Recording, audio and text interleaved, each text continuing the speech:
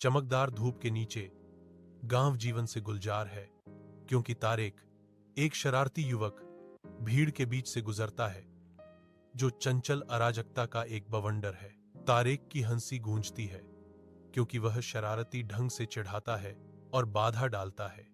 उसकी हरकतें ग्रामीणों से मुस्कुराहट और झुंझलाहट भरी आहें दोनों खींचती हैं। ग्रामीण आपस में फुसफुसाते हैं, उनके चेहरे चिंता और निराशा के मिश्रण से बने हैं। हवा में एक सामूहिक आह गूंजती है। तारेक कभी सुधार नहीं करेगा, ग्रामीणों ने कहा। उनके शब्द थके हुए परिचित से सने हुए थे, जो धूप वाली हवा में भारीपन लिए हुए थे।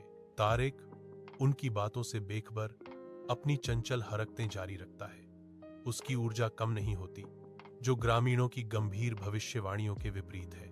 अब्दुल हकीम मस्जिद में प्रवेश करते ही बारिश की धारियां खिड़कियों पर गिरती हैं।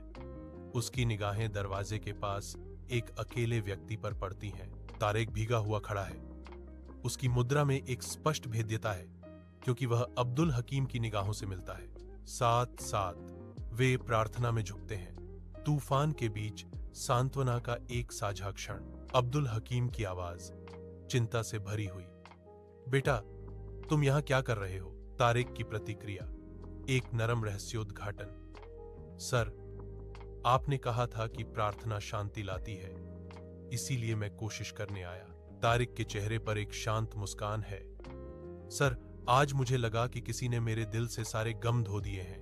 वर्षों बाद तारेक एक कक्षा के सामने खड़ा है। धूप धूल के कणों को रोशन कर रही है। तारेक चाक पकड़ता है। उसकी पोरें तनी हुई हैं, क्योंकि वह छात्रों को देखता है। एक छात्र की आवाज शांति को भेदती है। सर, आप शिक्षक क्यों बने? तारेक की आंखों में आंसू आने लगते हैं। एक याद उभरती है। एक शिक्षक ने मेरा जीवन बदल दिया, तारेक कहते हैं। उनकी आवाज भावना से भरी हुई है। मैं किसी और की जिंदगी को उसी तरह बदलना चाहता हूं, वह कबूल करता है।